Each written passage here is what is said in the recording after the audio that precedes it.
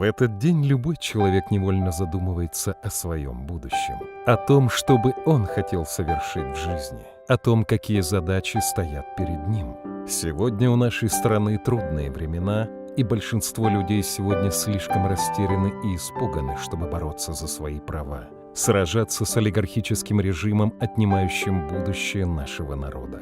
Но всех нас объединяет твердая уверенность в том, что украинское общество пробуждается, и в нашей стране неизбежны скорые социальные перемены. И эта уверенность тем сильнее, что среди нас есть такие люди, как вы, соединяющие молодость с огромным политическим опытом, а умение считаться с общественными реалиями, с преданностью идеалам социальной справедливости.